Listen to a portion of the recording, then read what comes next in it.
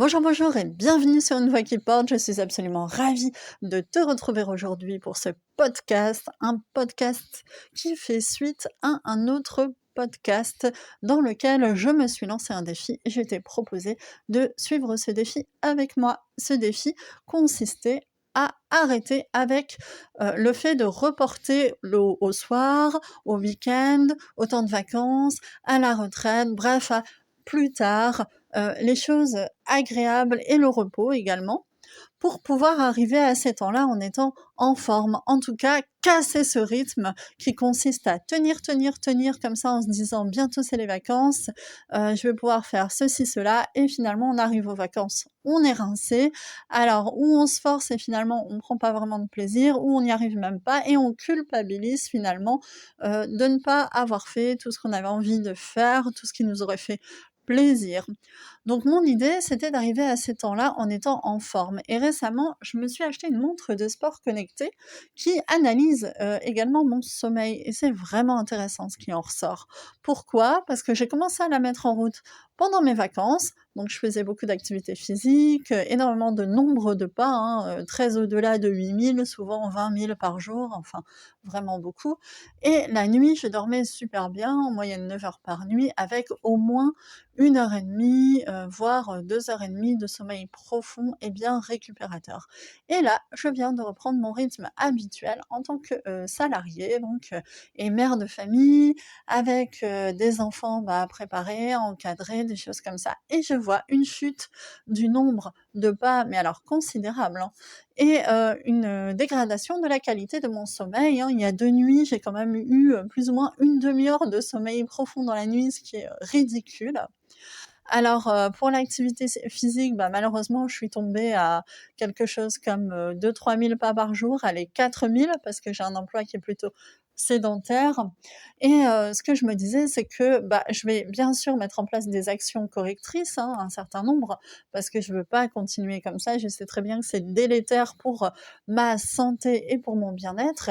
Je me disais également que pouvoir le mesurer, pouvoir l'objectiver, pouvoir avoir des courbes, parce qu'en fait ma montre est connectée à une application, donc je vois une évolution quotidienne, ça c'est hyper intéressant, avec une chute effectivement de mon activité. Pourtant je suis quelqu'un de sportif, mais bon, faire du sport 2-3 fois par semaine, c'est pas pareil que de l'avoir intégré à son quotidien.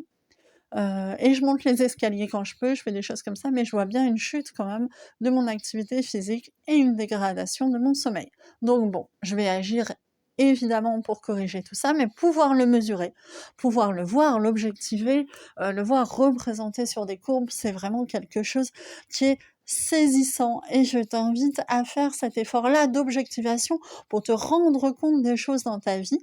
Alors je me suis fait une autre remarque, cette fois c'est un peu plus anecdotique, mais je suis partie en vacances en Auvergne et j'adore le fromage, et je me suis bien évidemment fait plaisir avec le fromage d'Auvergne.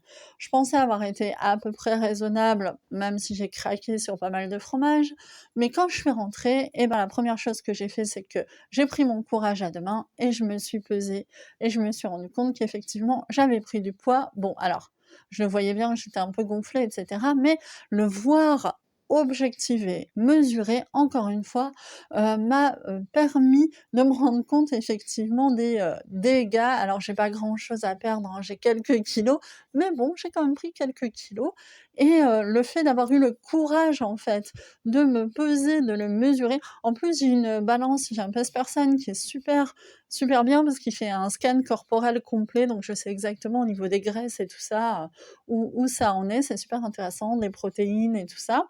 Moi, je suis quelqu'un d'assez musclé, donc c'est pas vraiment la cata, mais pouvoir le mesurer est super intéressant, et j'ai décidé de me peser chaque matin jusqu'à un retour à mon poids de forme, hein, le poids où je me sens bien, le poids où je suis tonique et bien en forme, et où je me plais, voilà, où je me sens vraiment bien, et je vais me peser tous les matins. Comme ça, si j'ai fait la veille quelque chose qui a un impact négatif sur mon objectif, qui est juste de retrouver mon poids de forme finalement, eh bien je pourrais corriger mon comportement. Voilà, alors aujourd'hui ce podcast, tu l'auras compris, le sujet c'est mesurer, objectiver, avoir le courage de le faire, parce que c'est pas facile quand on sait. Il faut prendre sur soi à un moment donné et dire tant pis, je fais face à la réalité. Et ça tous les jours, même si moralement c'est pas toujours facile, je le fais et comme ça, je peux agir en connaissance de cause, tout simplement. C'est super important. Je te dis ça parce que j'entends des gens qui sont contre ça, le fait de mesurer, d'objectiver, il faudrait juste être bien, etc. Le problème, c'est que juste être bien dans sa vie, dans son quotidien, sans rien mesurer, c'est aussi glisser vers ces tendances naturelles. Moi, par exemple, j'aime beaucoup le fromage, je pourrais en manger plein tous les jours, et au final, ce serait pas bon pour moi, quoi. Ni pour ma forme, ni pour ma santé, ni pour mon moral. Donc à un moment donné, il faut se faire un petit peu violence pour ne pas glisser vers sa pente naturelle qui serait de se laisser aller.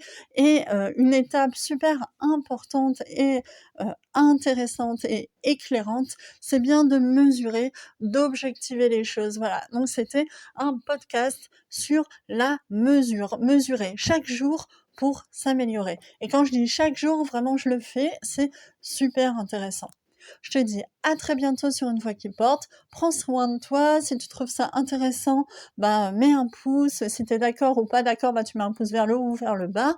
Abonne-toi, clique sur la cloche. Je t'invite à partager. Je t'invite également à commenter si tu as des choses à dire sur ce sujet. C'est toujours super intéressant. Ça fait vivre la communauté et ça me donne des idées de vidéos. Je te dis à très bientôt et prends soin de toi.